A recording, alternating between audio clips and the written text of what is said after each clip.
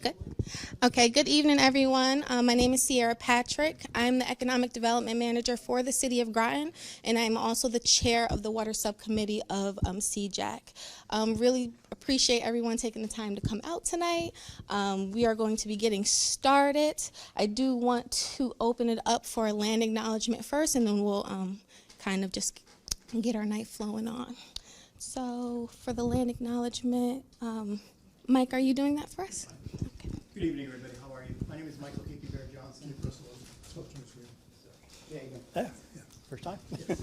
My name is Michael Kicking-Bear Johnson. I'm a member of the Mashantucket Pequot Tribal Nation, or in our language we say Mashantunkwa. That is the place that we live. And we are on the lands of Mashantucket, Eastern Pequot. Many different tribes, Mohegan, Schaghticoke, and we always like to acknowledge and make awareness that these lands, in essence, are borrowed, right? And so we like to just make sure everybody is aware that, we share these lands together today. So I thank everybody for being here. I've never attended a CEEJAC meeting, so I'm very, very raw and rough here. So, but thank you all very, very much for coming. We appreciate that. And I don't know if you'd like to say anything. Welcome to our homeland. There we go. So thank you very much, everybody. And we just wanted to give a special thanks to Mayor Hendricks for opening up the City Hall to us. And Mayor, would you like to say a few words?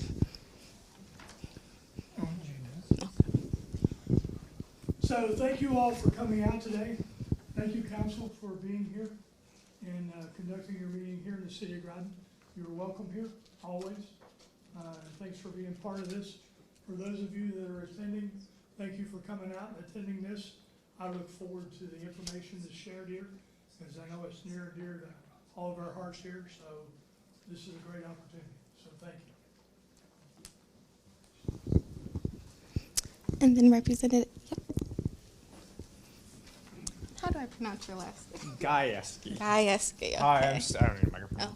Hi, I'm State Representative Dan Gajewski, representing the 40th District, which encompasses the northern half of Groton and the northern half of Groton City, and then the southern half of New London. You are in the 40th District here this evening. It is always great to see advisory councils. I know I am a member of the Special Ed Advisory Council for the state of Connecticut.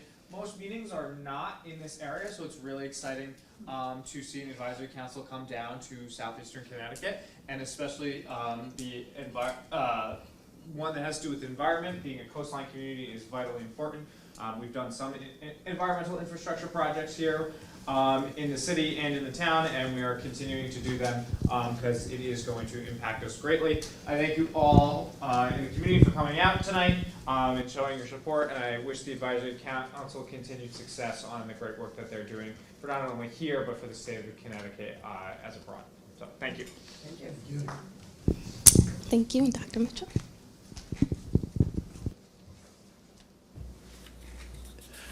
So thanks so much, members of the tribes, members of the city, state representatives, and Sierra Patrick for welcoming us here to the eastern part of the state, to Groton and the New London County.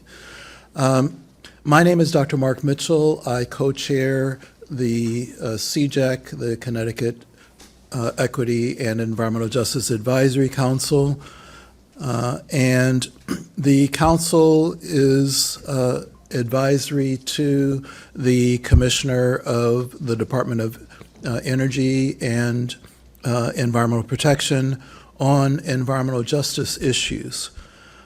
I say that any community that has close to 100,000 people has environmental justice issues.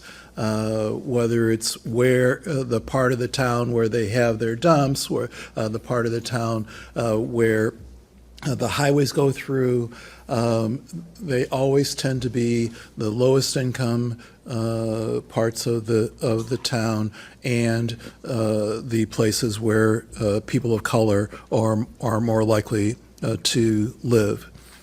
So what we want to do as part of CEEJAC is to bring community concerns to DEEP and to address these issues with making sure that the programs from the Department of Energy and Environmental Protection address the issues in the communities that need it the most.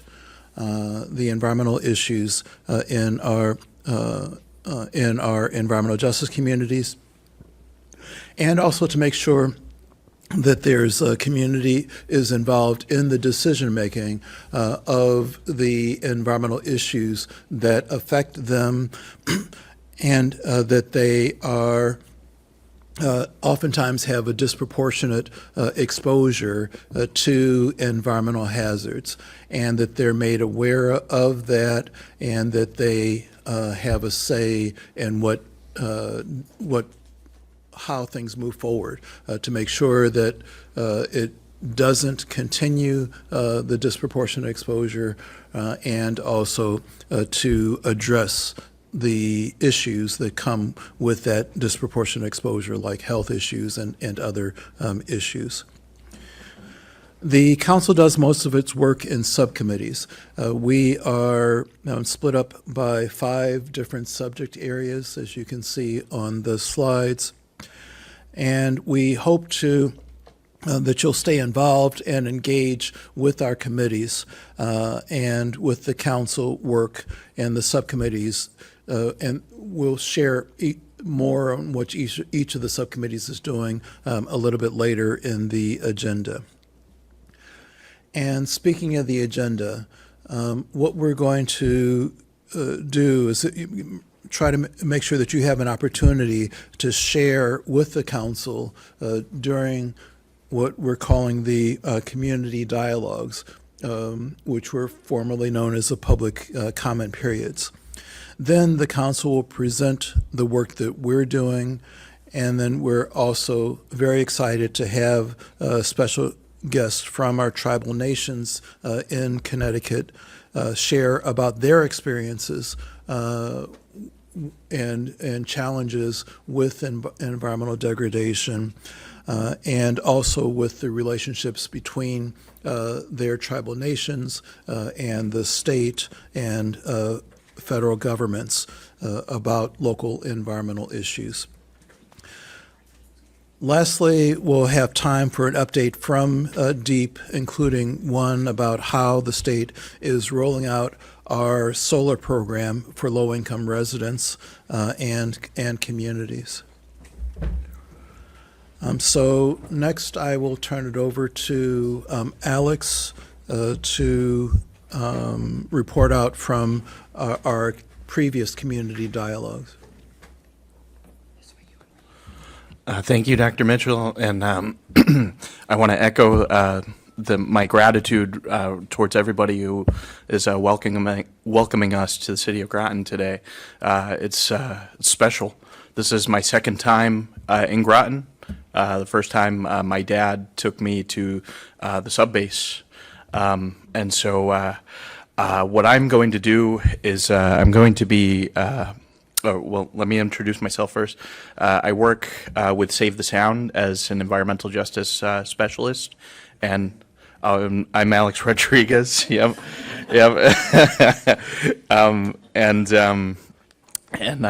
I'm glad to chair the Air and Transportation subcommittee of CEEJAC. What I'll be doing now is I'll be recapping a little bit from March's community dialogues discussion. In March, we launched the first community dialogue to hear from residents about environmental justice concerns. This is a report out about work that has been done in response to the concerns and issues raised during that meeting. Some of these issues were addressed during the last meeting, but we wanted to provide an update on some of the work that was not resolved at that meeting. And so, on this slide here, the first item we have was a concern about Hamden residents' exposure to toxins from historic landfill and remediation projects in the Newhall neighborhood.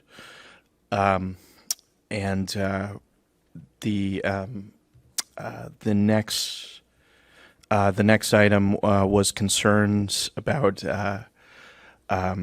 capital area systems, a facility in Hartford, and proposed use of or continued use of fossil fuels to power the facility. The next item was an invitation for the council to learn from tribes about best practices for environmental stewardship. And the next question we posed was how are state agencies safeguarding data and privacy of undocumented immigrants, undocumented residents at state-sanctioned events. And so what I'll do now is I'll open up the discussion, or Sarah, I guess I'm recapping. Am I recapping how they're addressing? Yeah. Oh, okay. Oh, thank you.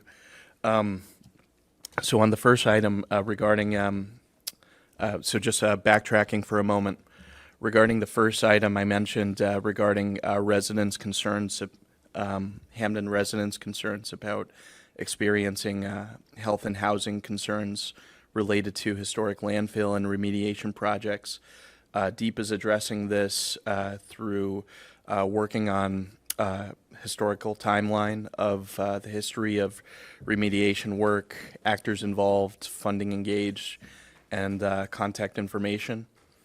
The next piece regarding concerns about the capital area systems facility in Hartford.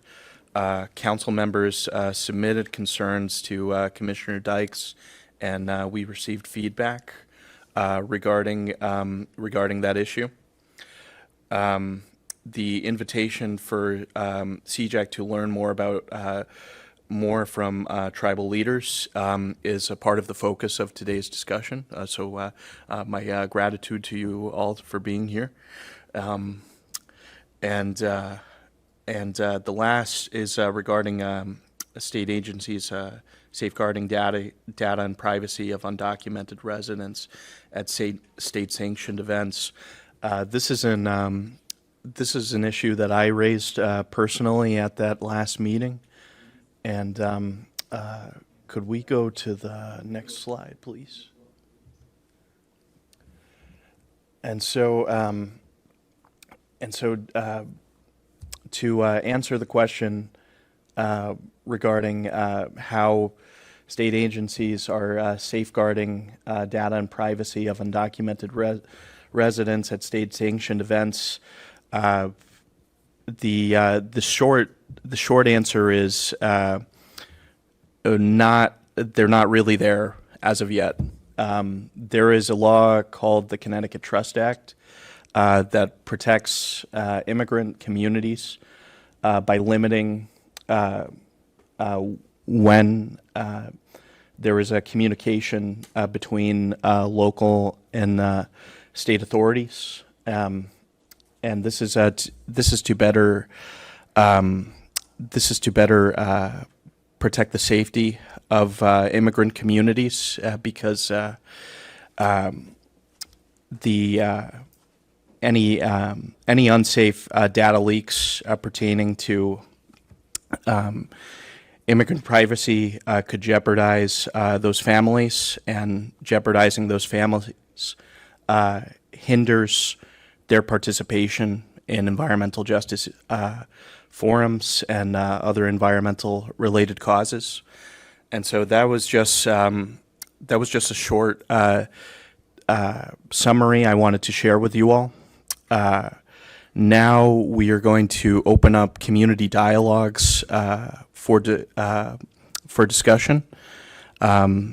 Members of the public are welcome to share any environmental justice concerns that they have, and we ask that you limit your comments to 3 minutes to make sure that we have time for other items on the agenda.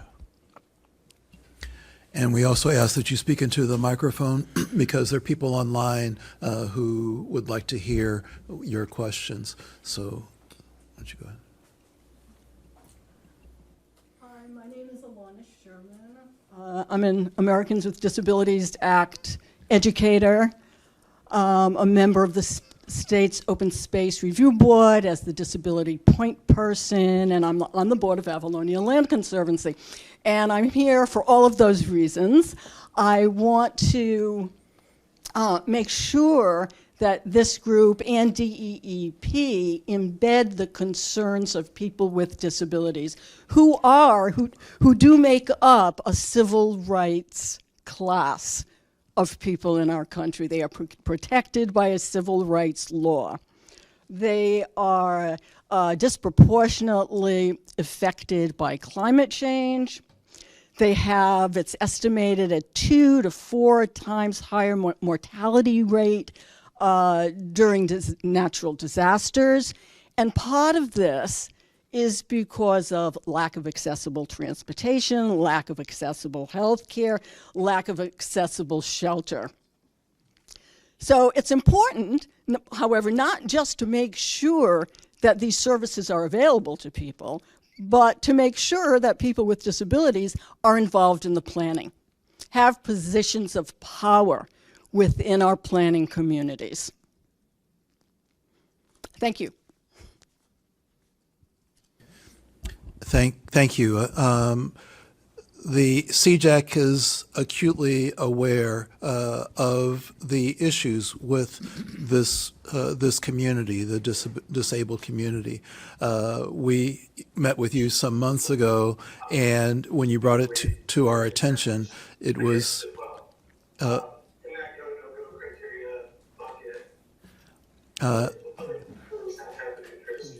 Yeah, you brought it to our attention, and it was a.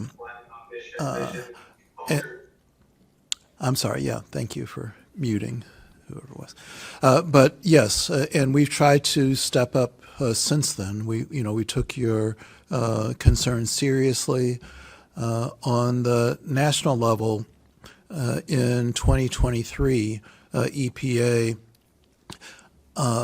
redefined environmental justice and added that it included people with disabilities in that. Unfortunately, our current president revoked all of that, but we in Connecticut and around the country, environmental justice communities around the country, embrace the fact that people with disabilities have some of the same issues, are disproportionately affected, as you said, and so we, would like to continue to do that. We try to make sure that all of our online information is translated.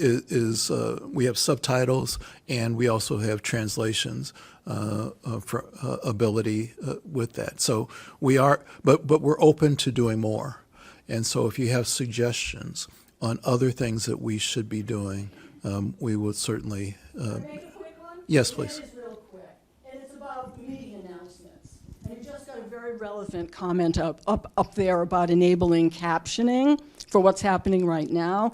When you do an announcement or issue a public invitation, provide information about the structural accessibility of the venue, ask if people need written material in alternative format, if people need a sign language interpreter and what your policy around that is, what kind of amplification would be needed.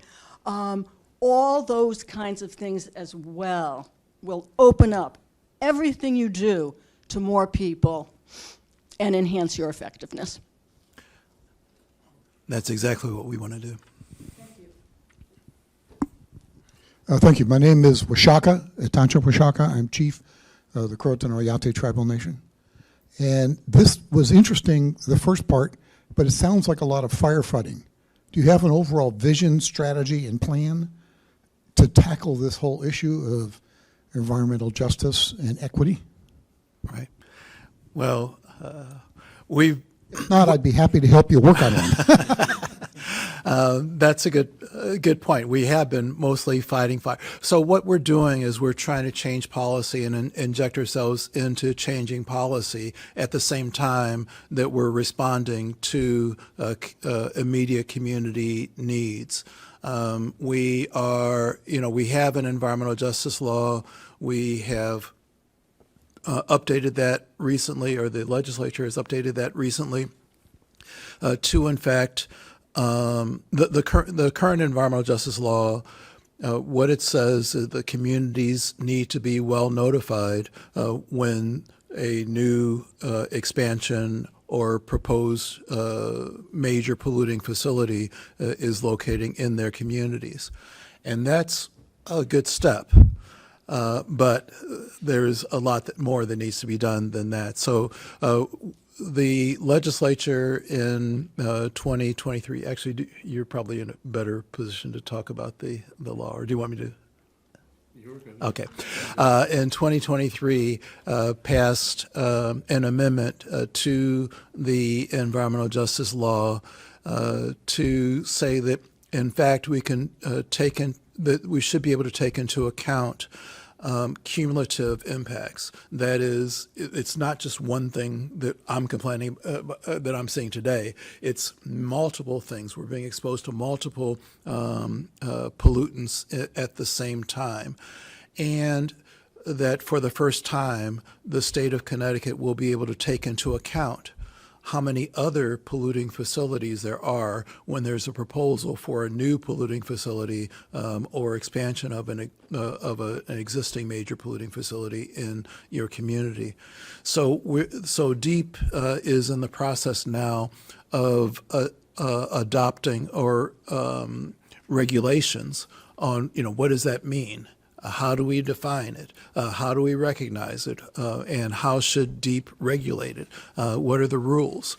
And so there's a 2-year process that's in place to where DEEP is going out and soliciting comments from the public, coming up with some proposals, and checking with not only CEEJAC, but also going around the state to get feedback from communities around the state. I don't know if anybody else from DEEP wants to add to that, or nope. Okay. Other questions or suggestions?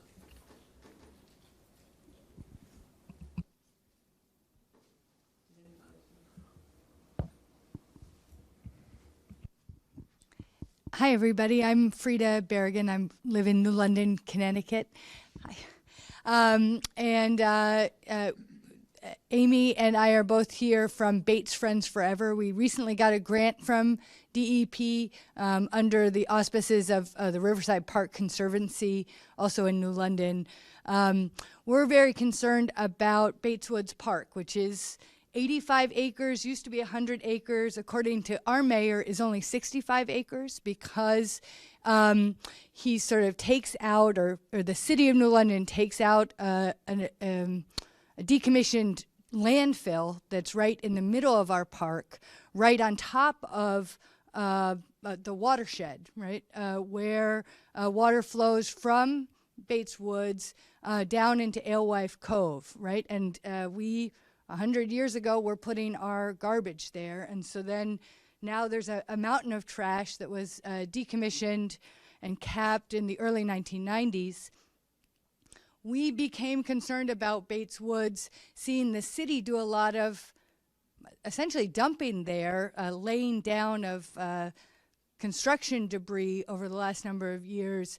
And we're told, oh no, don't worry about that, because that's going to be used to build a road up to this new solar field that's going to be built on top of the abandoned landfill, decommissioned landfill. If you go there and you see it, it looks like a beautiful meadow. It's a place where birds rest and feed, and it's really quite a beautiful feature of the park. But the city actually, under advisement from DEP, a good place for solar fields is decommissioned landfills, which, broadly makes sense, but doesn't really make sense in our New London context where, we're a very small community. We don't have a lot of green space.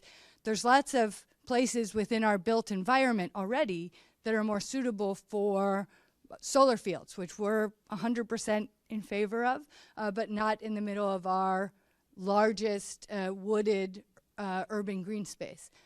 So not to go on too long, but we kind of tried every way we could to oppose the siting of the solar field in Bates Woods. We functionally lost that battle. And now it appears that the solar field is going forward. They're building a road up to what I still think of as the meadow. But over the last year and a half, we've had more than 150, 200 people maybe even come into the park, participate in hikes and bird watching and urban foraging events and cleanups of the park. We just had a very successful, very hot, grubby cleanup there last week.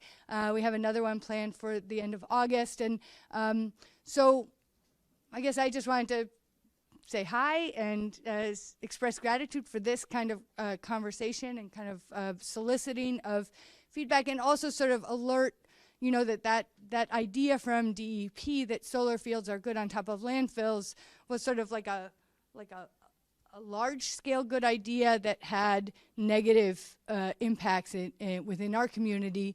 The last thing I'll say is that Bates Woods is surrounded by some of the poor communities and public housing developments in New London. And the people who live in all of those kind of dense communities don't have access into the park, right? The park still feels like a space where you're trespassing. There's no signage, there's no welcome. So that's another piece of what Bates Friends Forever is seeking to do. And, we've mapped the park and we're looking for funding to make signs and welcomes and hosting these hikes. Every time we do something like that, we encounter somebody who says, gosh, I've lived here my entire life. I've never come into this park before. And so that's sort of part of that. That's the friends part of what we're seeking to do. So just wanted to say hi and thanks for all of this.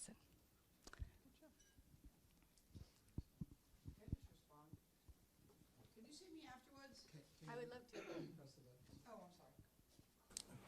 Can you just see me afterwards? I might have some information for you. Okay. You're welcome. And I did want to say that this is exactly the kinds of issues that we're looking to hear from. We haven't heard this before, and that's one reason why we come out to different parts of the state to hear what the issues are here. We have a subcommittee, a land subcommittee, and I would encourage you to participate with the land subcommittee of CEEJAC around that.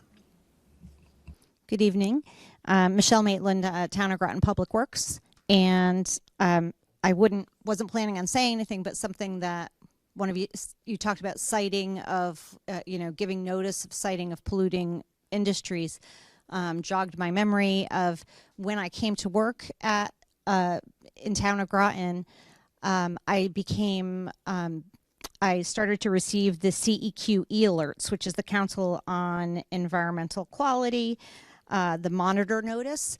And when I started receiving these, I was like, oh my gosh, because if for those of you who aren't familiar with it, it lists by town. It just says, these are the towns that are impacted by this email, and it changes each time. So I've taken it to forward it to my house, and then I forward it to all the friends I know who live in those towns. But I still have never seen the presence of those notices like on social media.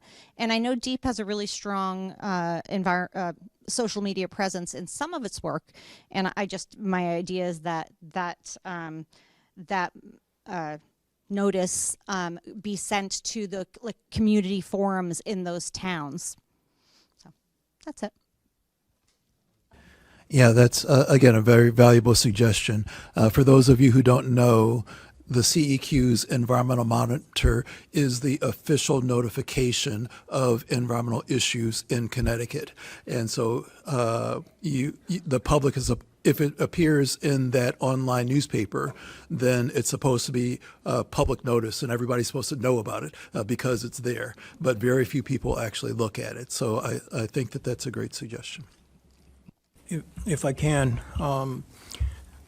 this has been a source of frustration. My role with my tribe is I'm the Tribal Historic Preservation Officer. And notification about impacts, environmental impacts, also archaeological impacts are areas that I typically work in. And it's a continuous source of frustration when they do one posting about something upcoming for public awareness, and that's it. They don't go to TV, they don't go to radio, they go to one or maybe two newspapers in most cases, and that's about it. And I think there definitely needs to be more coordination from federal as well as state in terms of getting those notifications out to the general public so everybody's aware and everybody has a fair opportunity. I also don't believe that 30 days is long enough to be able to comment on a lot of these projects that are impacting communities in all different ways. So I definitely understand that frustration, and we continue to try to advocate for more time and more communication. Thank you. Thank you. And I wanted to recognize online State Representative Susan Johnson and thank her for also participating in this. I want to thank you for doing this and including the community like this. And I just first want to thank Deep because we received a wonderful regional grant to do organic waste recycling here, which is really important, especially in Eastern Connecticut. We have so many agricultural interests here, and we have the community licensed kitchen, which has been doing organic waste recycling, and they work with our farmers here regionally and in Massachusetts and Rhode Island as well.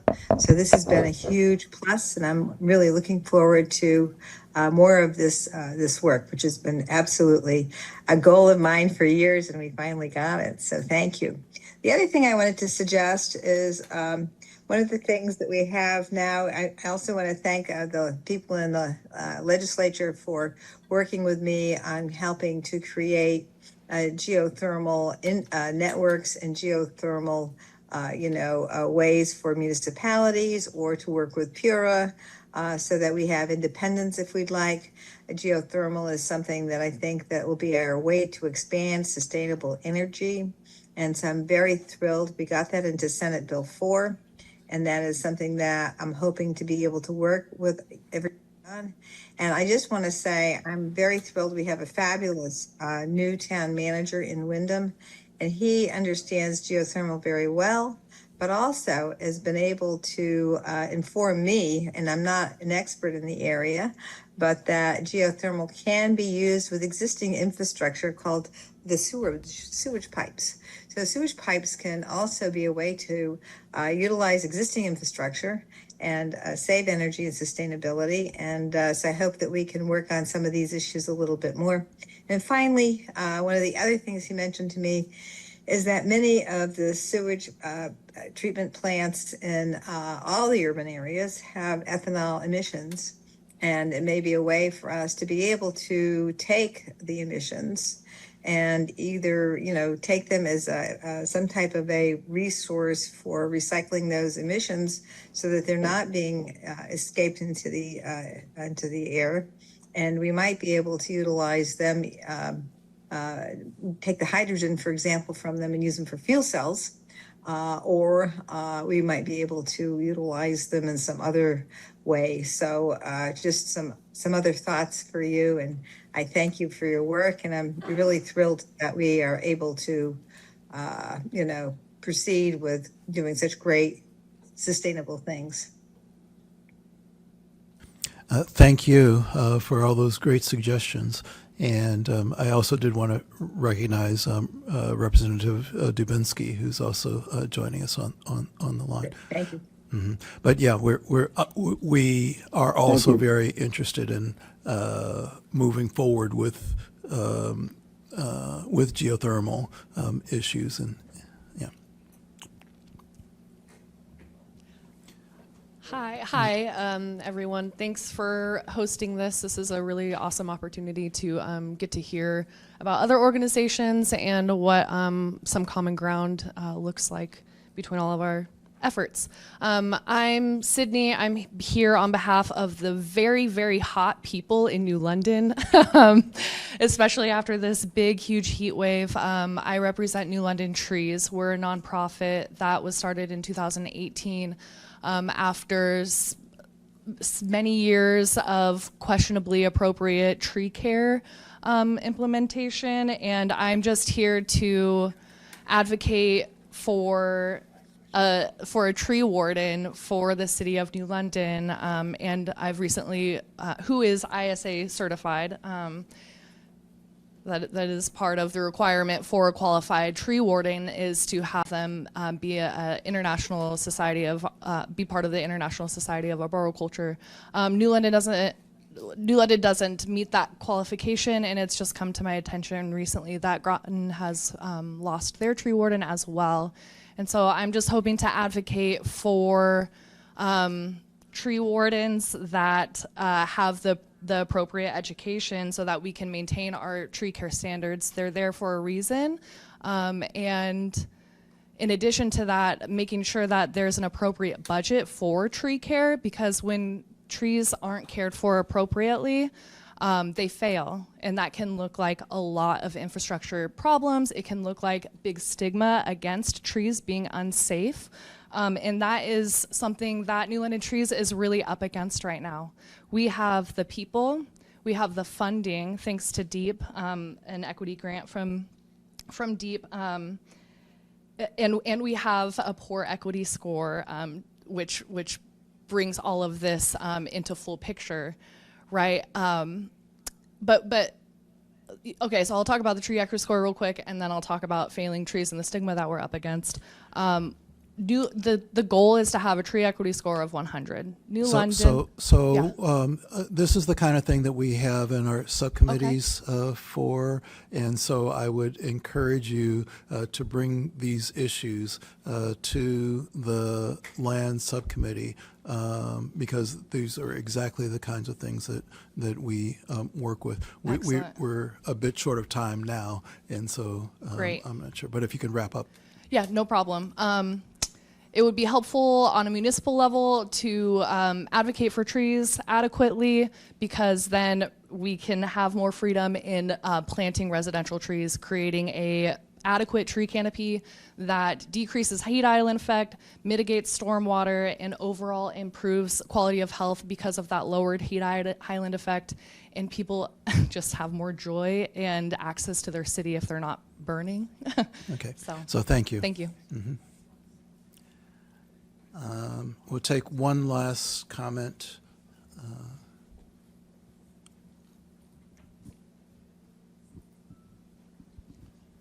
Thank you. Thank you for the opportunity, and thank you for convening this. This is just an amazing time that we have. I'm on the steering committee for the 10-year plan to end homelessness, where my job is storytelling, so I'm working on my PhD and BS. Environmental justice is economic diversity using the watershed approach. It's a fancy name for lean, green, and sustainable. We're going to green all of southeastern Connecticut, the hospital grounds, Fort Trumbull, and Seaside, make it a center for ecotourism. What's the number one reason people travel? Cultural tourism. This could be the Oak Bluffs of Connecticut. We all live downriver. The Thames River goes into Massachusetts and Rhode Island, so it ties together all of southern New England. And finally, the whole systems approach. New London was a county seat, so when they cut county government, they cut the financial apron strings. So my goal is to reinvent county government, especially we don't have a major city, so bringing together all 22 towns, but with an executive committee of Norwich and London, Groton, and the two tribes. The whole systems approach would be planning and development, transportation, water and wastewater, renewable energy, recycling, urban farming and forestry, urbanomics. Thank you. Thank you, and I did want to recognize you. This is Bud McAllister, has worked for many years, decades in environmental justice in New London. So thank you for coming. So next, we want to move on to our subcommittee updates. We're going to need to have very short reports, like 2 to 4 minutes. From each of the subcommittees. Obviously, people are welcome to, again, join the subcommittees. And so if we can start with water with Sierra Patrick. Okay, I'm going to go really quickly because I'm also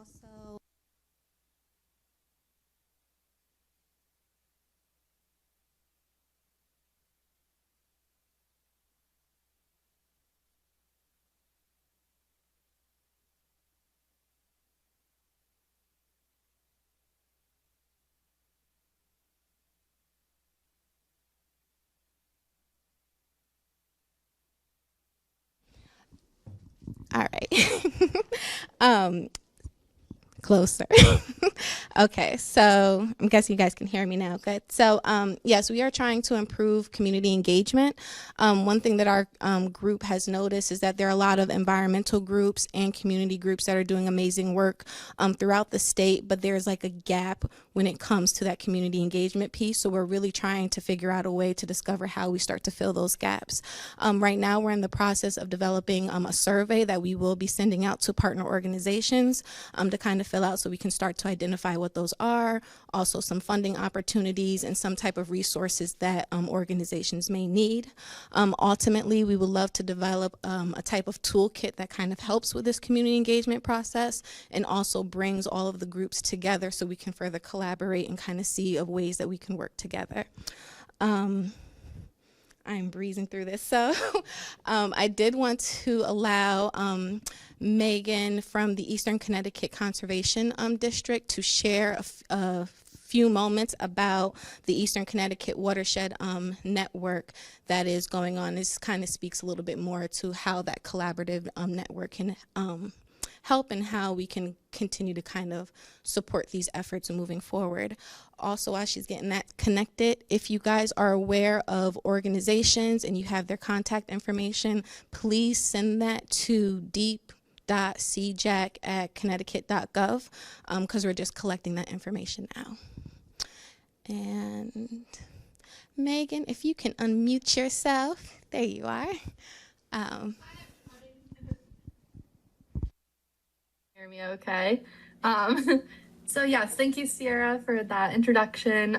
So we just recently were awarded a grant through the Long Island Sound Stewardship Fund to start the Eastern Connecticut Watershed Network, which will basically be, we'll be meeting regularly throughout the next a little over a year now to hopefully bring together some of the watershed committees and organizations in the area of Eastern Connecticut that are already working towards similar goals to hopefully share resources to help come up with projects and hopefully collaborate on those projects to take a more regional approach to our watershed action that we're hoping to be able to to have that collaboration. And then another big part of it is to do an outreach campaign over all over Eastern Connecticut with various different watershed topics or watershed related topics to help kind of create more awareness around water quality and stormwater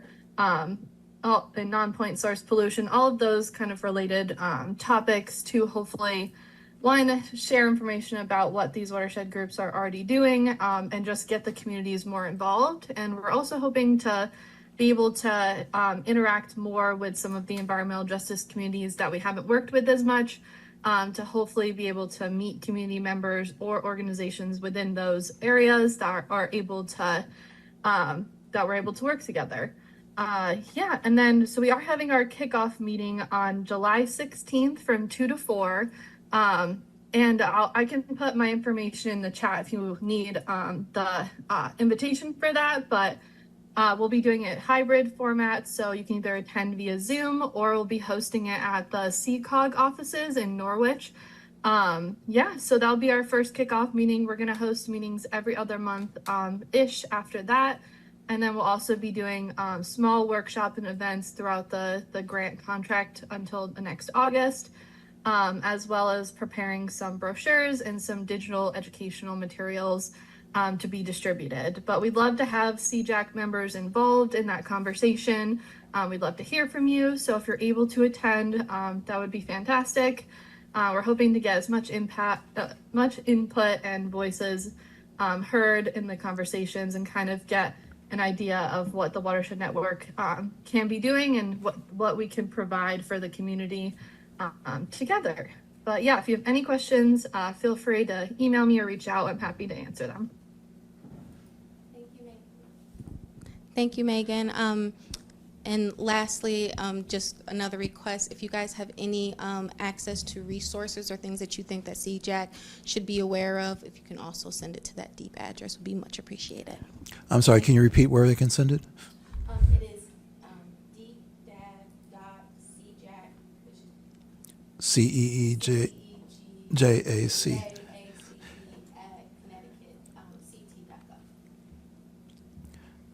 Okay, thank you so much. Next, we'll move on to the waste report out. And the Waste Committee is co-chaired by Diane Lauricella and Adrian Farrar-Howell. I believe that they're online. Diane? Yes, thank you. I believe, I'm not sure Adrian could make it, but she sends her regards if she's not on. My name is Diane Lauricella, and I represent Norwalk Zero Waste Coalition, but recently I was honored to be asked to co-chair the Waste Subcommittee. And with the Waste Subcommittee, our main focus is building awareness and skills about waste and recycling for the new, expanding, and existing facilities, but also the same for your home, your school, business, or your neighborhood. We want to make sure that people understand the role they can play to make sure that waste management and recycling rules are enforced, but also for the benefit of our neighborhoods. We had 2 workshops, one in March on the adjudications process, which is basically about permitting, and when a particular facility has a public hearing or a public listening session. And on the website for CEEJAC, there is the recording available. And also recently, June 17th, we had the beginning of our Enforcement 101. It was mostly about the rules and of the road that DEEP works on. And we're going to follow up sometime in September or October and actually have you all take a look at what either local, we're still planning this particular program, but we want you to see what enforcement people do and how important it is for all of us to help them do their job, but also to ask them to do their job with the help of videos, photos, citizen science, eyewitness accounts, for things such as diesel trucks waiting to get in to a waste transfer facility or a trash to energy plant. Do you see smells in any of the permitted facilities, or should those facilities be permitted? Odors. And then we also want to let you know that we will collaborate with the other subcommittees because we're all in this together. And again, it's an honor. I wish I could have been in Groton. I had some personal things I had to do in southwestern Connecticut, but I very much look forward to the rest of this program and wanted you to know that by allowing us to upgrade and increase our recycling and reuse of all the stuff we have, including using less stuff, buying less stuff, we could save money and clean up our neighborhoods. but also this is a wonderful opportunity for green jobs for our youth as well as adults in recycling, in becoming engineers one day, designing safer landfills, and becoming scientists that help monitor air quality around waste facilities. So thank you very much for letting me speak, and I look forward to the rest of the program. Thanks so much, Diane. And I also wanted to say, if anybody wants to get in touch with any of these groups, you can contact Sarah. We haven't introduced Sarah yet, who's sitting here feverishly at the controls. But Sarah, do you want to say your email address? I'll pass my cards around at the end, but it's very nice meeting you all. Say it so for people who are online. Yeah, so I'm Sarah Huang. I'm the Director of Environmental Justice at Connecticut Deep. And my email, which hopefully, Jackie, you can put it in the chat, but it's sarah.huang@ct.gov. But I'll be around at the end for folks in the room. Thanks so much, Sarah. Next, we want to go to the Land Committee. The Land Committee is chaired by Yao Darko, but he was unable to make it today. So we will have Stephen Perry to present on his behalf.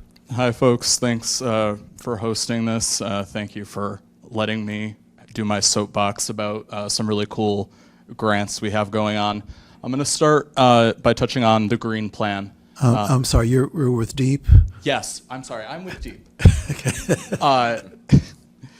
So the Green Plan, as it's informally called, but the real title is really long, is the state's comprehensive planning document that focuses on best practices for the acquisition by the state, by private partners, and the conservation of ecologically or recreationally valuable land. By statute, it's supposed to be updated every 5 years. We're now 5 years behind. So we're really pushing to update that. The barrier so far has been the lack of high quality, consistent data. A lot of state properties, as you can imagine, were acquired in the 1800s, the 1900s, the Hammonasset, the Rocky Neck, all of those kind of famous big state parks. So the next step is for us to hire a consultant to aggregate a lot of the data and present it in a form which we can, in an educated way, state this is where we are, what's been successful, what's not been successful, and inform priorities for the next iteration. The current Green Plan is more than 100 pages, right? And it's very technical. And what we're trying to focus on for this next iteration is community outreach, not only to the councils of governments, the professional planning, municipal planning staff, other state agencies. We're looking for the small New London groups. We're looking for the coalition of neighbors that come together and want to improve a parcel, right, to make it a community garden. To that end, I manage the Urban Green and Community Garden Grant Program.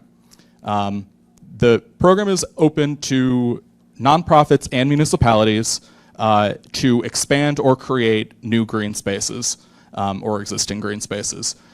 So in this next round, we'll be announcing soon, we have $500,000 going to a very well-known nonprofit for substantial trail improvements. But we also have several projects between $5,000 and $15,000 going to 5 to 10 person volunteer nonprofits to just improve or create a community garden on a 0.1 acre parcel.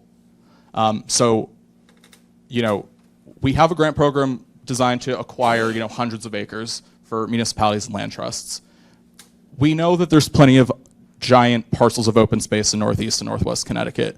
But where I see the opportunity for this grant program going forward is a lot of that infill development, that pocket park. If you have a brown field that's remediated, is adjacent to some kind of community green space or has some kind of green whatever, right? If it's publicly accessible And if your nonprofit registered with the Secretary of State or your municipality owns that land, right, or you're a nonprofit that by some kind of legal instrument like a lease can gain. Or tribes? Tribes, unfortunately, are not mentioned in the statute. I can't speak for deep, but I will certainly pursue that in the next legislative session as a suggested revision. A lot of the DECD Brownfields program obviously includes tribal nations. It is an absolute benefit for this program to include them, and so that is something we will certainly consider, and I recognize it as a shortfall right now. That's a huge shortfall. Yeah, Just saying. when we talk about underserved communities,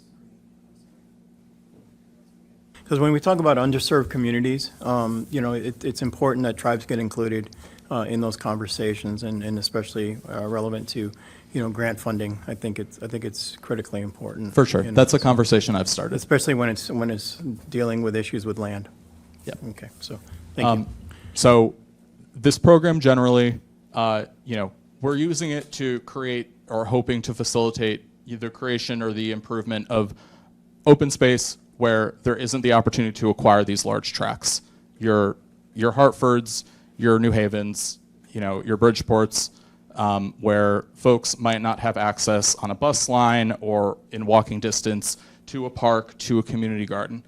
So what I'm hoping this group can do is, I'll stay around after my email address is steven.perry@ct.gov.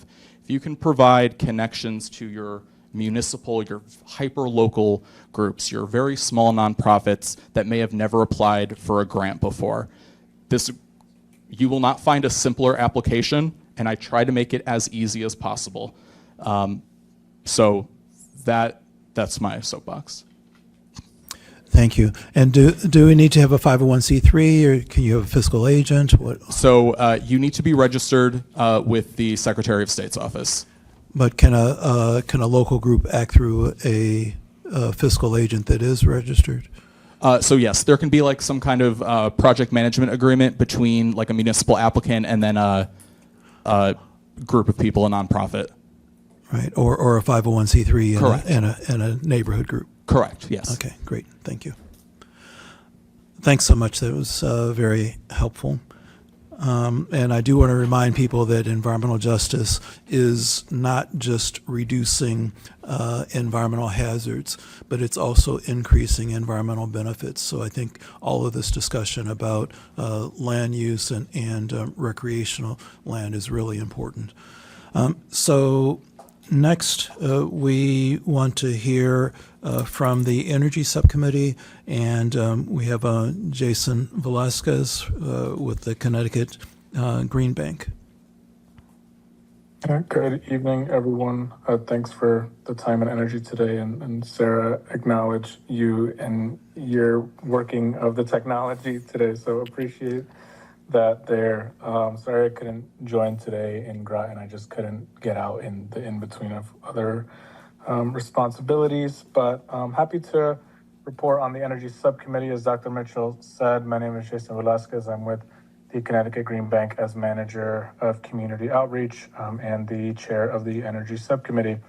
Our main focus is supporting efforts around energy affordability and energy efficiency programs.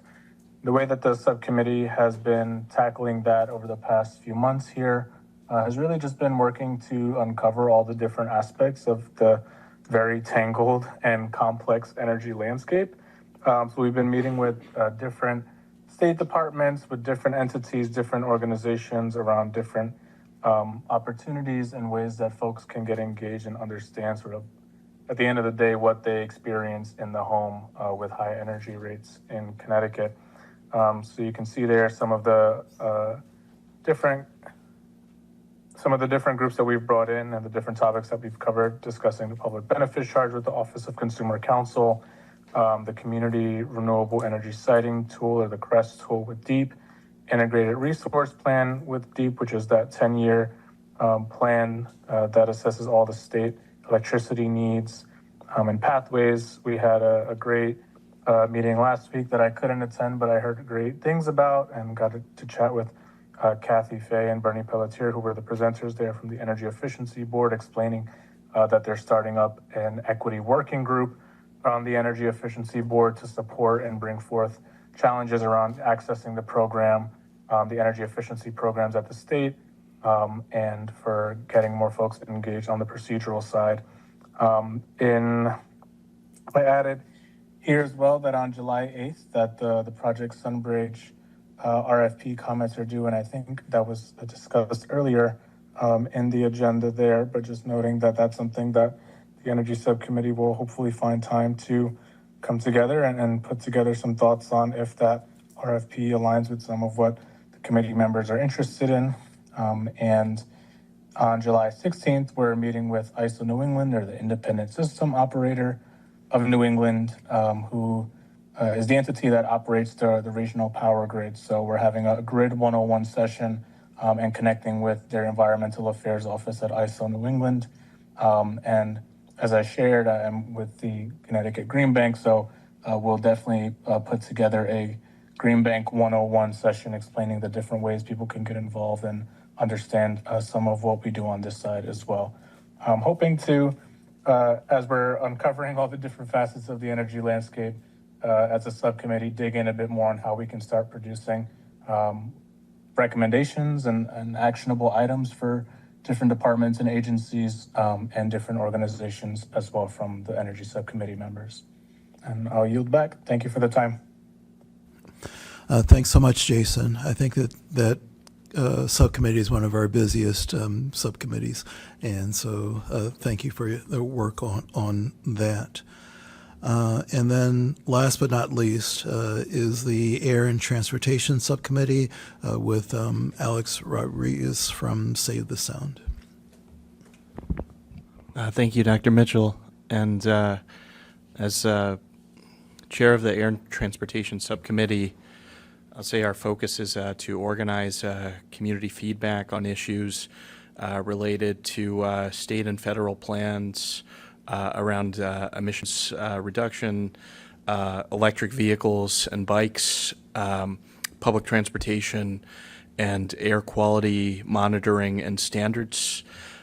We did not have a subcommittee meeting this past quarter, but we are teaming up with the Air Bureau at DEEP to hold a meeting regarding incoming updates to the CHEAPER program, which is the e-bike and EV incentive purchase incentive program, and it'll have a lot of valuable info regarding incoming discounts to make these technologies more affordable for folks. And later in the year, we are planning a tour of the Air Bureau's Air Monitoring Lab in Windsor, Connecticut. We did this a couple years ago, and it was very valuable. They had provided us with information on what types of particulate matter they measure for, how they measure ozone, et cetera, as well as a geospatial mapping vehicle that they have tested for air quality in the Hartford and East Hartford area. And if you find that your community is in great need of this intensive air monitoring, that is something I definitely want to hear about at the Air and Transportation Subcommittee, as well as the Air Bureau can help consolidate where to focus efforts at the department, because as you know, as the leads of these subcommittees, we're organizers on these issues. We organize community feedback regarding these diverse topic areas. And so if there's something strongly you all feel about that you think we should put together a letter and send it to Commissioner Dykes or request a meeting of that to that end to express your concerns, then we definitely want to do that. So that is it for me on the Air and Transportation Subcommittee. Thanks so much, Alex. Next, I will turn it over to Danielle to take the next part of our agenda.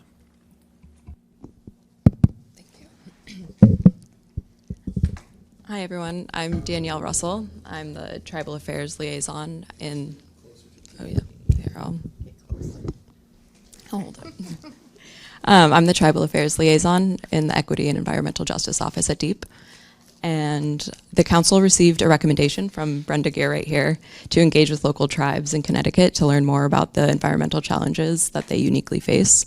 So in this section, we'll hear from our tribal leaders and members and engage in dialogue with the council.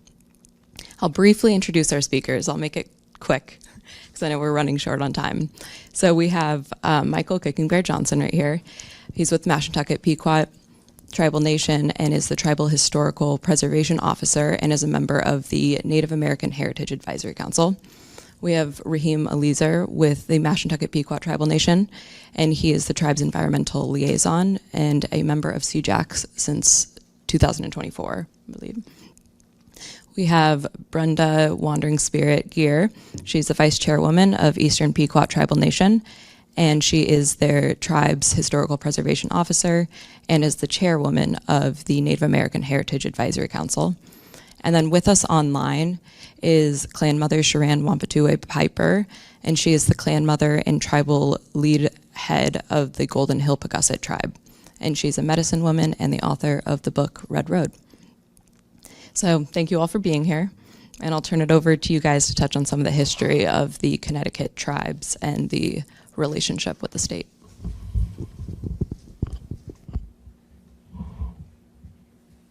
I guess I'm going first. Hi, everybody. Thank you so much for being here and for those that are joining us virtually. Environmental issues obviously affect us as well. As stewards of this land for forever, since immemorial, these issues definitely affect us as well. So I thought it was really important to really come together and work together because environmental issues affect us all. So this is why we're sitting here at this table, not trying to do it on our own, but to work together. I mean, it's 2025, and we need the resources as a state-recognized tribe. So it only made sense. And I've been on council. I've been doing this for a long time. Next month will be 34 years that I've been leading this tribe, my tribe, which is, definitely it's been more than half my life. But it shows a commitment.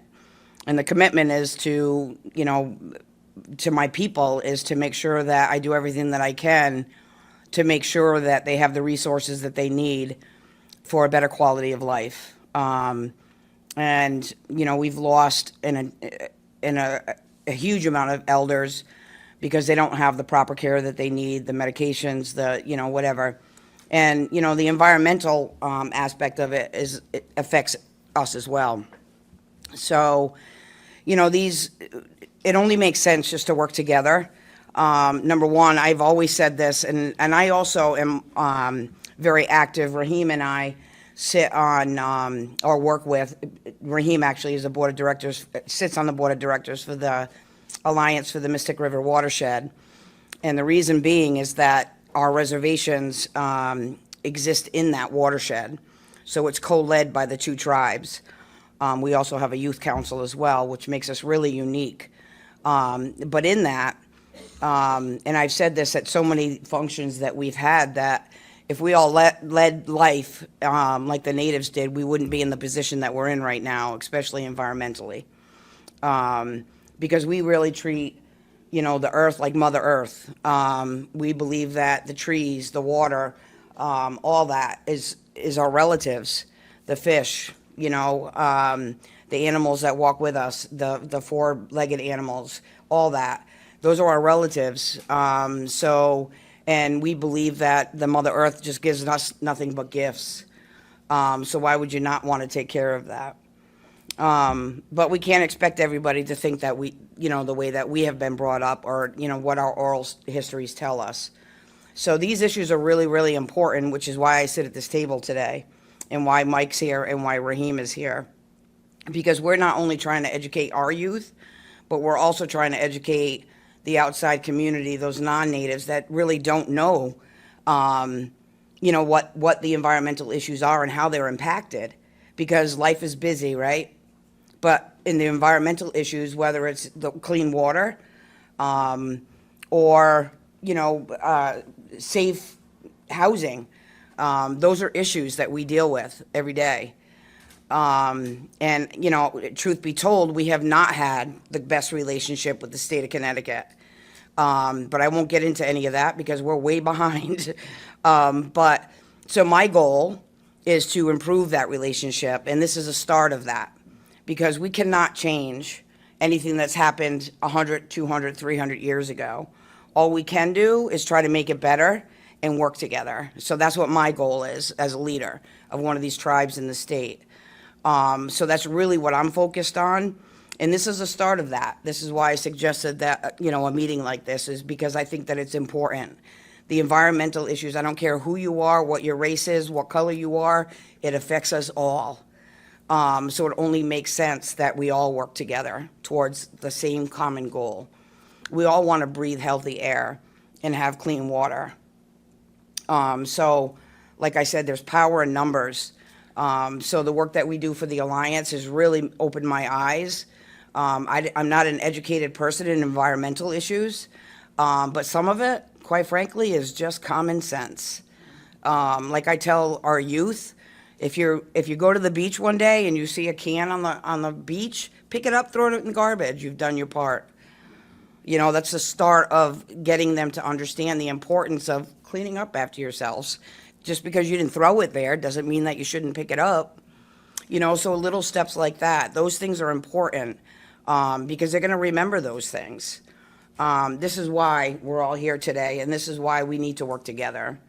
Our ancestral waterways, our reservation is, surrounded by waters. We're 2 miles from the Mashantucket Reservation, right on Lantern Hill in North Stonington.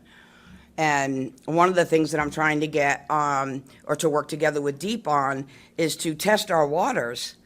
A lot of the wells that we have on the reservation are coming from that water, and there's a stream that comes between myself and my cousin. That stream is like orange. It's like thick.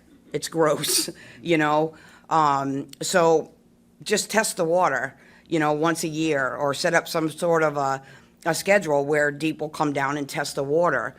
And why I say DEEP is because there is a statutory responsibility of DEEP to help the tribes in the state.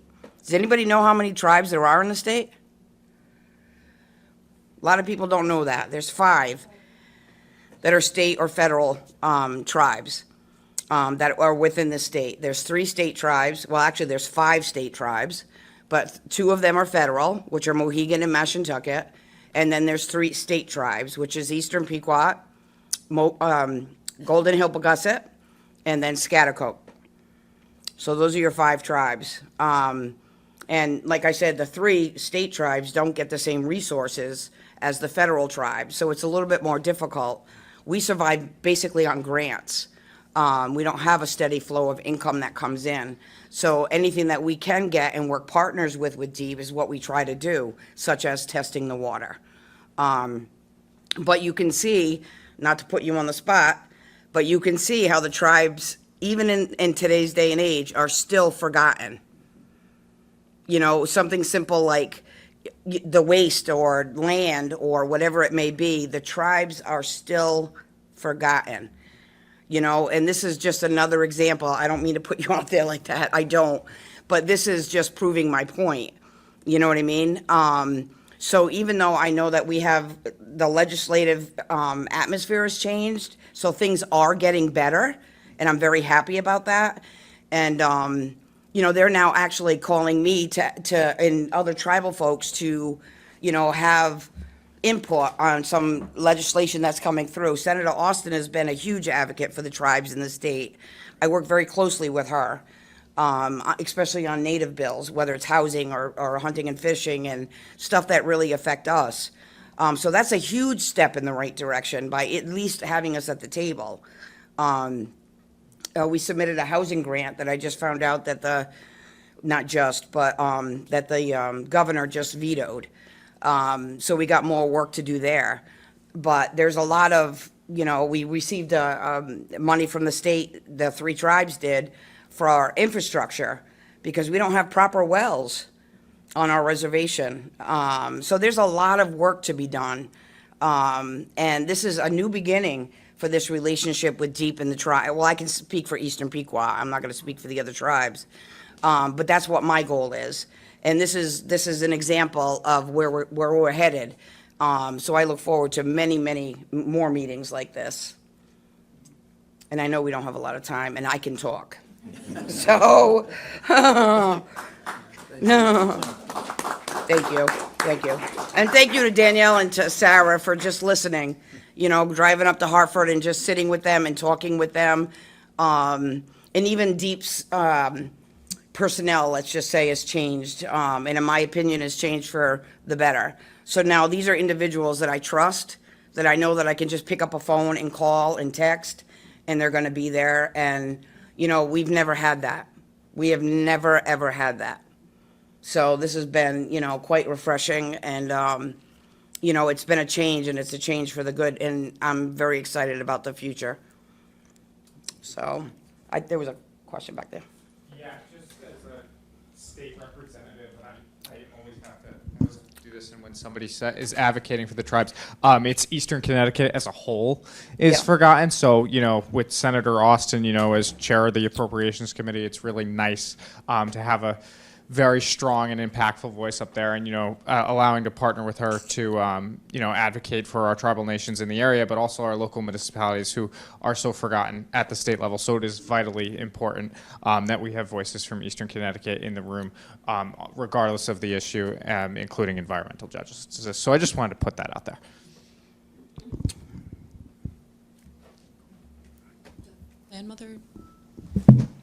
Clan Mother, do you want to add anything? I want to make sure. Is it my turn to speak after Brenda, or is that what you're asking me? Yeah, if you would like to. I want to make sure that we get you on it too, because I know you're on Zoom. Yes, thank you. I'll be quick and kind of go real fast because I know we're out of time.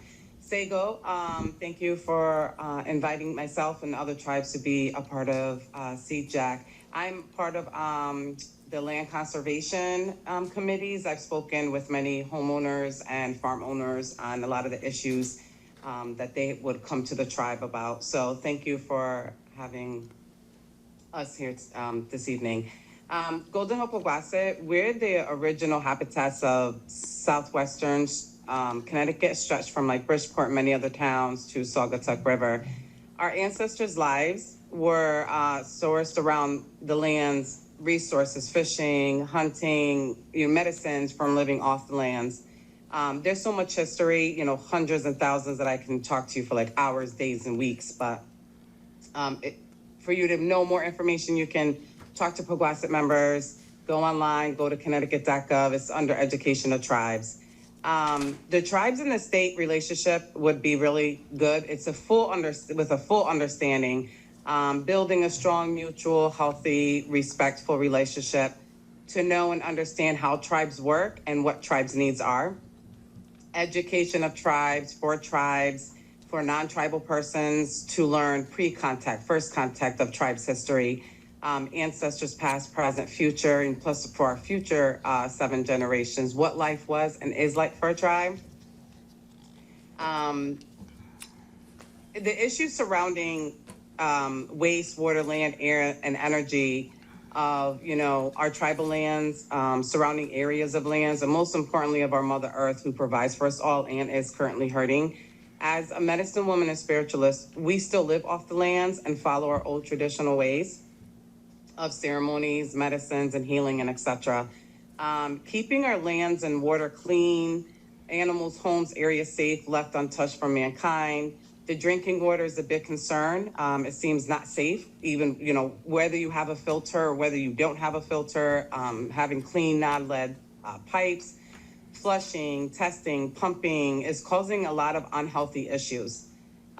Waste not being properly recycled or discarded, depending on the type of waste, proper sanitation, facilities, uranium, fossil fuel causing environmental and cultural issues. Discussing these issues with tribes, whether it's Greenland, whether it's commercial land, working together to help address and support the environmental protection plans and issues is a good thing. And I look forward to collaborating. And many of these issues do go unresolved, and it's not healthy mentally, physically, spiritually, or emotionally for all of us who reside on Mother Earth. Thank you. Thank you.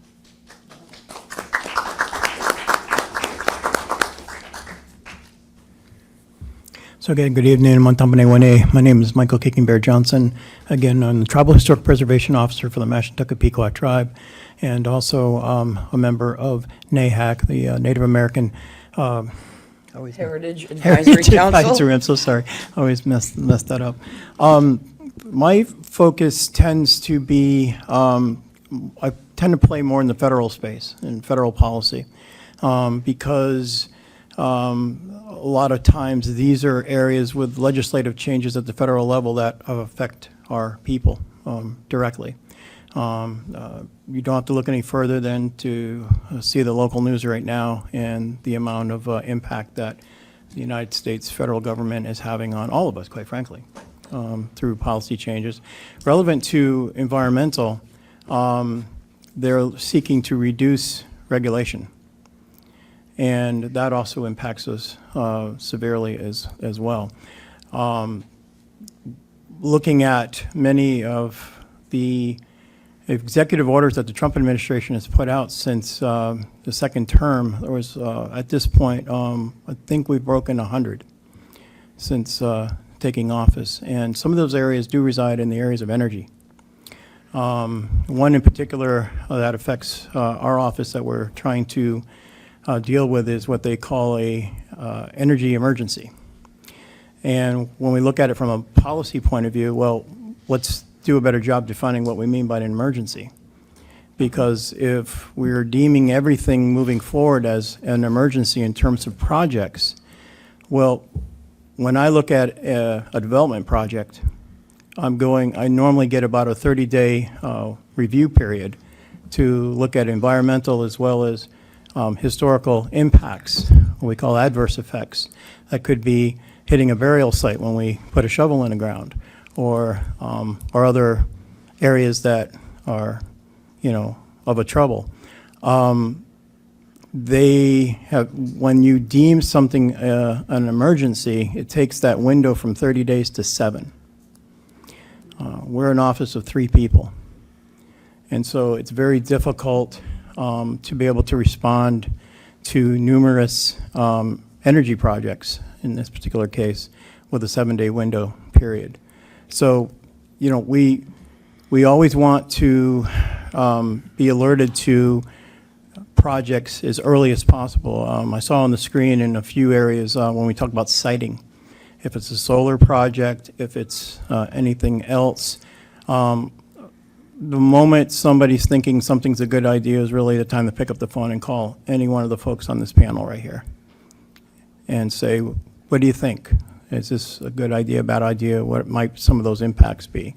And it starts a consultation process with us. And so those are off the top of my head, and I didn't come prepared with anything, so I apologize for that. Another area that is of concern for us are our oceans, okay?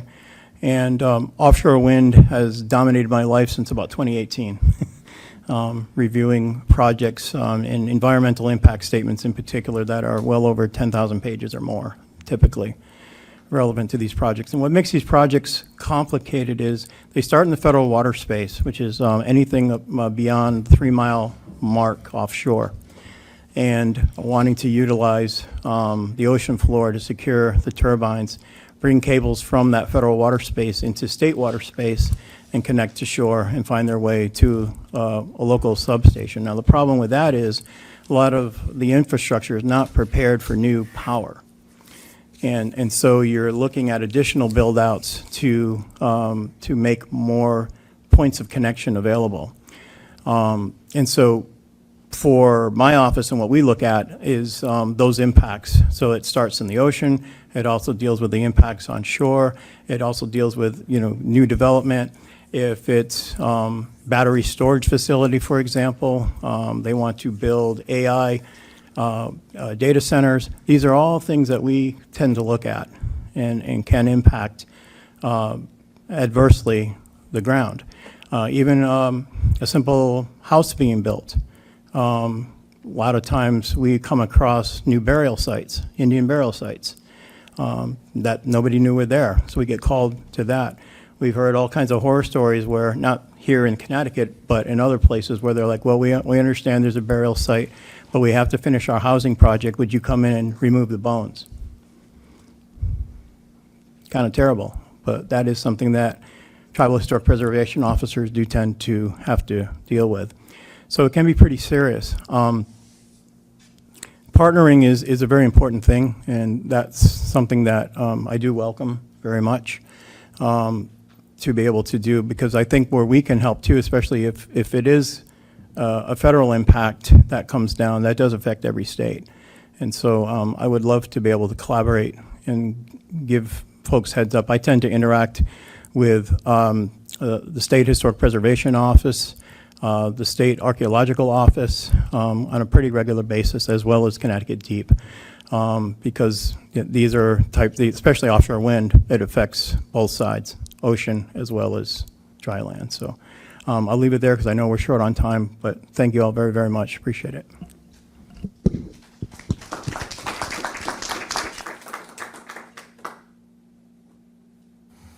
Katai Kwampason. Good day, everybody. It's hard for me to add to any of what my others have said so far, so I'll keep it brief and try to just put a finer point on it. So traditionally, indigenous people in general are very much land-based people. We have spent thousands of years in often the same general locations. And through that, we have learned, lived alongside, and benefited from and partnered with, in many scenarios, the species and lands and rocks and waters that we live with. And with that said, we tend to use the same language that is easiest to be received by more Western societies and European descendants. However, most of the indigenous people I've spoken with don't like the terms that are used. So like natural resources, it's difficult for me to accept that as a term because we don't really view it as a natural resource so much just as a source. It is a source of our lives, it is a source of our livelihood, of our culture, of our very beings. Like, we are a part of the land. We don't own the land. If anything, the land owns us. Our ancestors are buried there. Our blood is in the land. We come from the land. Without it, there is no us.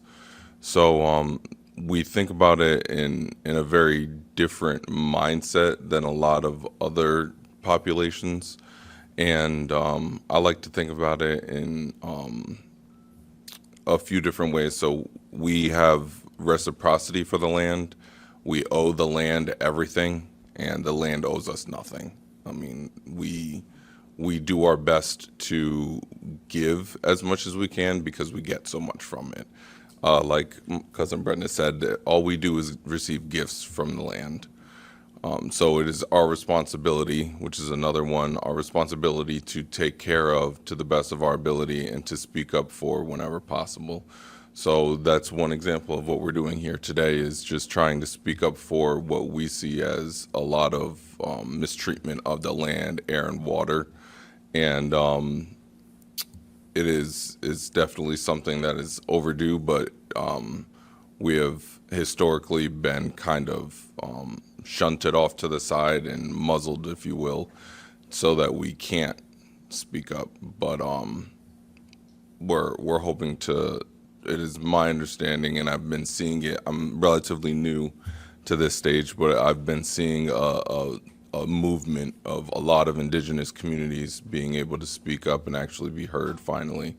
So to that point, I appreciate like Danielle and Sarah and Dr. Mitchell and everybody at CEEJAC and Connecticut Deep for hearing us out and being able to provide these platforms. With that said,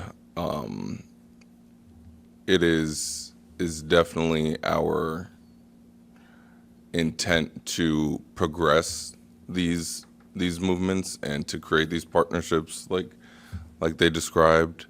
And I know I've been working personally with plenty of the nonprofits and land trusts in my area, but one major concern that I know Brenda and everybody and Clan Mother and Cousin Mike brought up is access. So that includes access to the table, access to land, access to water, access to our traditional cultural sites, and in order to continue our cultural practices. So as everybody here, I assume, knows, at one point, all of the land was tribal, or I should rephrase that. We were able to access all of the land and the waters. And since then, I know I can speak for at least Mashantucket. We now are restricted to a roughly 2 square mile segment of land.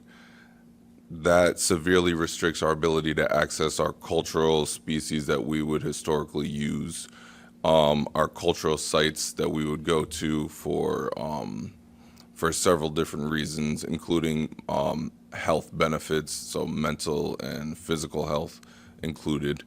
And that is something that we dearly need more resources to address.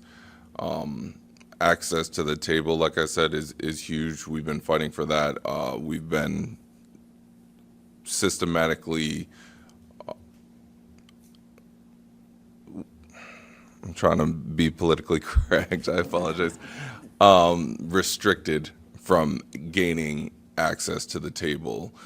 There have been some instances where organizations have decided upon themselves that we don't qualify for one reason or another to be sitting at that table just because, in their opinion, it doesn't affect us, even though it affects our ancestral lands. Yeah, or just plain old forgotten, or just not considered at all. So I think that's very important to mention. And then the last note that I'll talk about is capacity, to what Mike was just alluding to. Like, we have very, very small departments, and typically a lot of these responsibilities fall on the same people over and over again, which I'm sure, I know Brenda knows, I'm sure Clan Mother can attest to this. I know Mike knows. A lot of the times we have to fill the role of all these different layers of government and organization, similar to non-tribal governments. But typically it falls, like our natural resources department is 3 people for not just our whole tribe, but also trying to participate, push our agenda to non-tribal lands, educating others about our tribal philosophies, and trying to pretty much do this. So I can completely understand personally why our capacity is so low, but finding out, and hopefully everybody here is interested in reaching out to more tribes.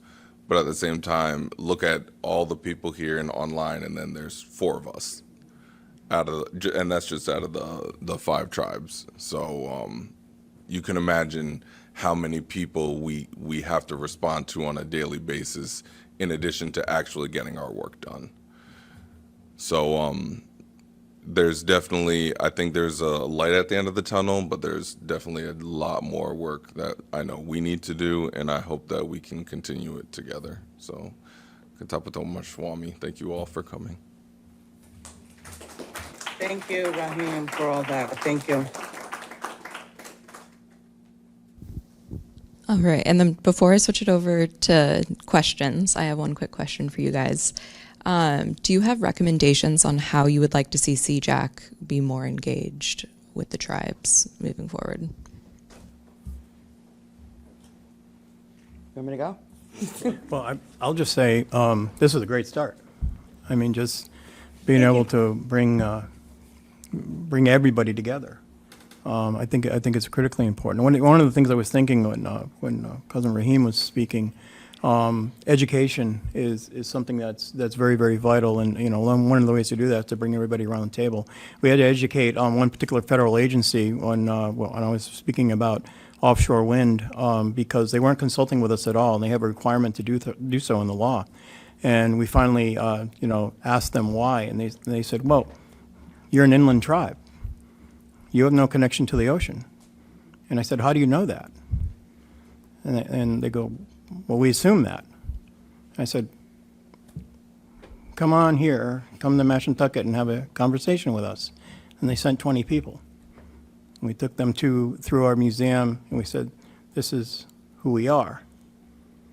Now, not every tribe has a museum, but the whole point was getting them to come and have a conversation with us, because that was a big problem. We've always had a connection to all the way to the shore and to the sea and beyond.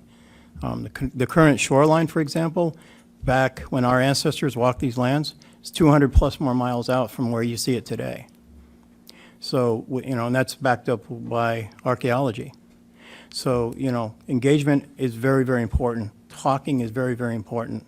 I know I sound rough around the edges because I'm older, but it is very, very important, and I do love the fact that everybody around this table is being so active, and I'm kind of a latecomer, but I appreciate everybody and their efforts, as well as yourselves. Thank you.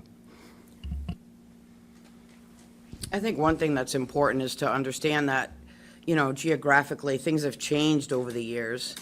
We went from 8,000 acres to having currently 224.8 acres. So, that's a drastic change. So you can, understand, there's a lot of changes that has happened, in our community, in the state. There's a lot of, the first thing, and I said this to Sarah and Danielle when we met, is that, we have to acknowledge where we've been, and that starts with healing. And this is part of the healing, is to understand each other, where we've been, where we're going, what our goals are, that kind of stuff. And that's where the healing starts. Trust me, my community, we have many elders, and I'm an elder. I know I don't look it, just saying. But, a lot of my elders, were very adamant about not working with the state because of the things that they had been through and whatever, which is understandable, and I don't take that from them. And, in my generation, I'll never forget, I've heard some horror stories that I'm not going to get into, but you just have to learn to adapt and know that you cannot change anything. And the best thing to do for everybody is to move forward and to work together. So, you have to acknowledge where we've been, but then also be on that same path to heal, because I truly believe that the only way that we can go forward in this path together in healing is to be honest with each other. And Danielle wasn't even born probably when all this stuff was really bad. You know what I mean? Even in the last, 30 years, it was bad. You know what I mean? But you have to acknowledge that in order to begin the healing. So this is a start. And I believe this is gonna work out. I do believe that the Creator has me in this seat for a reason. I do believe that, and I believe that these guys are here also. Along with Clan Mother Sharan, there's a reason why we're sitting here. And I do believe that the Creator has put us here to teach you, to educate you, not but in the most respectful way. And I think it was Raheem that touched base on something. And I don't want to leave here tonight without saying this to you. And I've also shared this with Danielle and Sarah. I think that what needs to happen, from what I have observed, is that we need to educate the non-Native community on the relationship with Mother Earth. You have to understand the importance of the trees. Understand the importance of the water. These are gifts, friends. These are gifts. And you have to truly understand that. And that's the way Natives look at it. Raheem said it. I said it. So many, we've said it more than once. These are gifts to us. Anything that the Creator thinks that we need is there. Whether it's food, medicinal purposes. I'm not talking just weed. I'm just saying, medicinal things. That's why we have medicine women. Gladys Tanaquidgeon wrote a wonderful book about, the medicinal characters that are right here locally. So there's a lot of reasons. That's why we say they're gifts. These are gifts from the Creator. This is why we respect the land. This is why we want to take care of it. And we want you to join us. That's how important it is. And it's not just for us, it's for the 7 generations ahead. That's what I want you to leave here with today. Thank you. I hope. And Clan Mother, do you have any closing remarks you'd like to make? No, just basically I second what the other tribal relatives have stated, as we're all relatives thanks to many of our ancestors. Yeah. We have many similarities and a few differences, so I'm basically gonna just end up repeating what they all says because we're on the same level. So thank you. All right, and I do think we're a little out of time for questions, but I invite you guys to stay back and ask questions after the meeting, answer anything that you have. And thank you so much, all of you, for being here. We really appreciate your Thank you coming for your willingness and sharing. to do this. I really appreciate it. And I do want to say that, we are very open. We want to hear. We want to, we are also advocating, and we can advocate on some of the same issues that you have if we know about them. So I think that, I've been talking with Raheem, and if you have issues, even at the state legislature, we can talk about it here. But we also welcome you back, And we've also been trying to push to actually have a formal tribal representation on CEEJAC. We've talked because about that too. Yeah, because we know that how important it is, and that you have some of the same challenges, but greater. You've got greater responsibilities than a lot of us do, and it's really important that we support you in addressing those. So again, thank you, and we can have another round of applause for our guests. Yes. Thank you, guys. If you're here, that means you care. So it's a step in the right direction. That's for sure. So I'll turn it over to Sarah to talk about announcements, and then Solar for All. Oh, Claire's going to do it. Thank you, Dr. Mitchell. I'm sorry, Claire. Yeah. Thank you. Good evening. Thank you to everyone that spoke tonight and took the time to come to this meeting. I'm sorry I couldn't be there in person. My name is Claire Sickinger. I'm with DEEP's department, with the DEEP's Bureau of Energy and Technology Policy. I'm giving a brief update on the progress of our implementation of the Solar for All grant that DEEP received from the U.S. Environmental Protection Agency last year. We don't have time for a full overview of Project Sunbridge, which is what we're calling Connecticut's Solar for All program. But if this is your first time hearing of it or you need a refresher, I encourage you to check out our webpage and reach out with any questions. The objective of the Solar for All program is to increase access to residential solar and energy storage technologies for low-income and disadvantaged communities.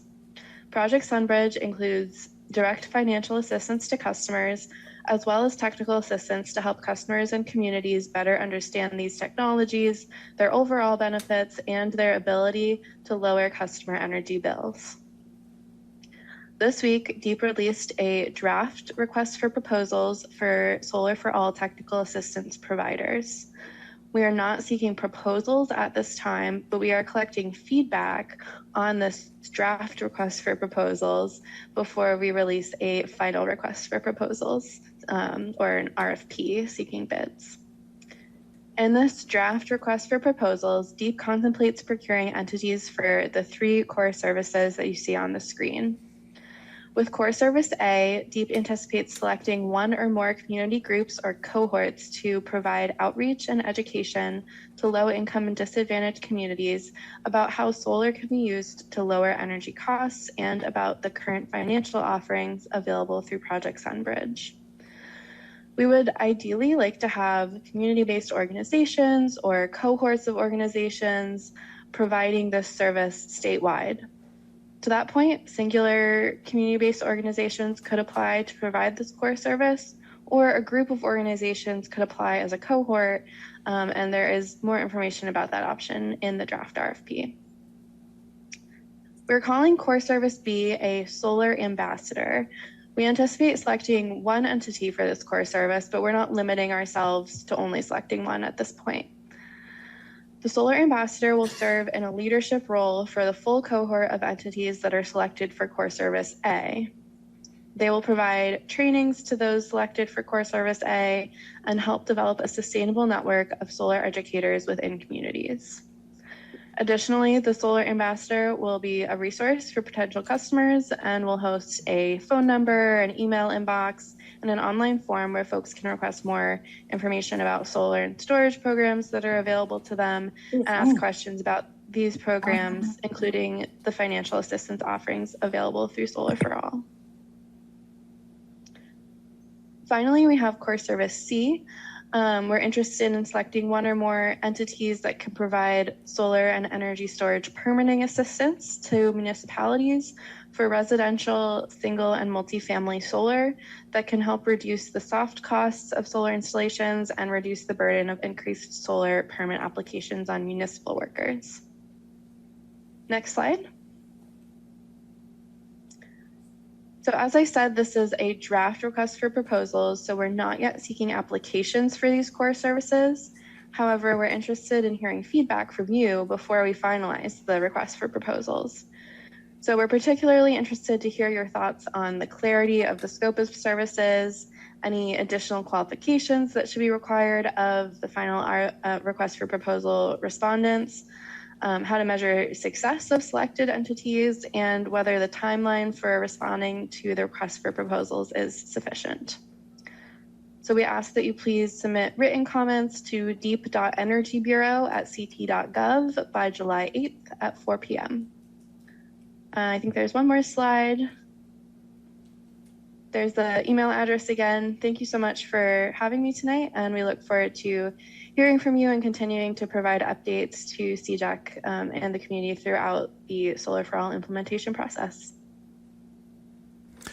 Thanks so much, Claire. So I think that you heard previously that the Energy Subcommittee is likely to engage on this, so that, so keep your ears open about that. And again, the deadline for comments is the 8th of July, I believe, right? Yes, at 4 p.m. I don't know why 4, but I want to thank you. We're all set, right? Okay. So I want to thank all of you for coming out. I think that this was really valuable for us to hear, and we really appreciate your taking the time. And I think that many of us will be available afterwards if you have a conversation. And there's plenty of food, so please help yourself to the food. And so with that, I want to thank everybody and have a good evening.